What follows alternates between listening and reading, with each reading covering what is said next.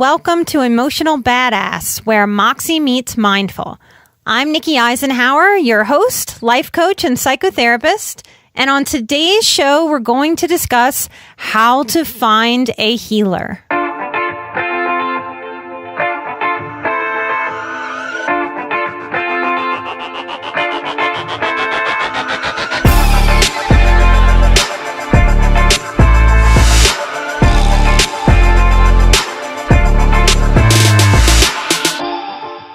It's so hard to find the right healer for so many reasons.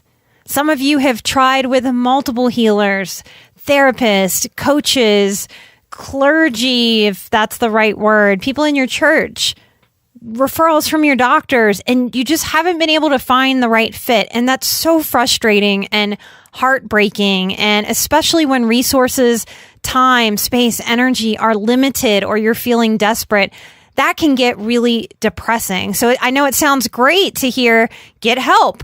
Okay, fine, I'll go get help. And then you don't know how to find help that fits who you are and what you truly, deeply need.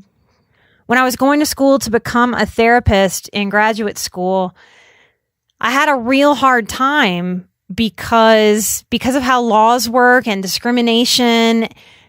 There's no real filtering process for who gets to become a therapist and who doesn't. If you can do the schoolwork, this is true of all healthcare, all things educational.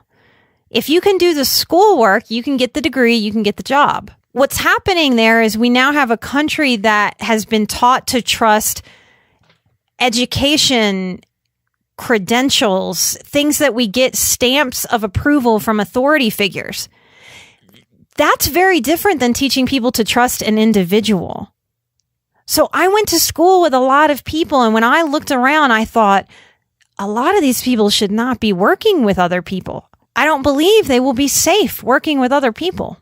I would go to my professors with these dilemmas. I know other students who also went to professors with these dilemmas. We were told various forms of, we can't require counseling anymore. When you used to go into mental health, into psychiatry, into these fields, working with people, it was required to do your own deep psychoanalysis, to do your own deep work. Somewhere along the way, that was ruled, against your rights, that no one could tell you or force you to do that to be able to do this work. So many of you have sought healing and found healers that didn't feel very safe. And I just want to name that and validate that. I know it's true because I do what I would call reparative healing for people who have tried with other healers and either became hurt or their depression or anxiety worsened or deepened because of that help that they received that wasn't a good fit. So let's get into how to do this. We need some tools to learn how to choose healthy, resonating, aligned healers in our lives. So the first thing I want to offer you, and these are in no particular order, is to get beyond the trusting of a credential or a license. How do most people find a healer, a therapist, a life coach? Well, if it's more mental health and the therapist part, they go to their insurance, if they have insurance. And of course you want to use your insurance. You pay through the nose for it. You're supposed to be able to use it for your health care. And there are therapists on your healthcare panels. So logically, that's the way that people go. That's all about money and what should work, and has nothing to do with the connection of human spirit to human spirit, of soul care to soul care. And that's what we're hungry for. It's what we're starving for in this country. So if you're looking in the more mental health realm and less in the life coaching realm, you can still go for those credentials. Licensed professional counselors, licensed social workers, mastered social workers. LMFT means licensed marriage and family therapist. And there's so many more letters you can find, right, for the trainings that resonate with you. But above and beyond that, you've got to be able to trust your sense of the person that's in front of you. It was important in my healing path that my healer was very different from me. And I don't know that I consciously chose her because of that at the time, but when I look back on the most effective healers in my life, Lisa Tahir, she's got offices in New Orleans and LA and her own show called All Things Therapy on LA Talk Radio. Check her out if you're interested. She was one of the first healers that really, really seemed to understand me. She was working out of her home, and I was a mess at the time. And I pulled up about an hour early for her appointment because I didn't want to get lost. I was losing some time back then. I wanted to make it on time and make it to the appointment. I felt really stressed about it. When I found Lisa's office, I didn't realize it was out of her home at the time. So I didn't think I was in the right place. But anyway, I couldn't find another place, and I parked, and I went and I knocked at the time of my appointment. And when she came out and I realized it was her, it was the lady in the picture that I had found on Psychology Today. And I said from a bordering on panic place, I didn't know if I was in the right place. I didn't realize it was a house or if it was a business. And then I braced for Lisa to lash out at me about why I might have screwed up or why it was my fault. Or I just braced for harshness because I think that's what I was used to at the time. And instead, she said, "Oh my gosh, you're right. I didn't tell you it was a house. I'll think about that for other clients that are coming. I'm sorry I didn't tell you. I'm glad you found it." And it was like I could take a great big exhale. We need the healers in our lives to be able to take personal responsibility, to be kind and soft when we are frazzled and raw. We need our healers to not be able to go into defense mode so that we can have a safe space to be able to figure out what's going on with our feelings that can be so all over the place for an HSP trying to sort out life. A healthy healer in our life, they have to hold a wisdom.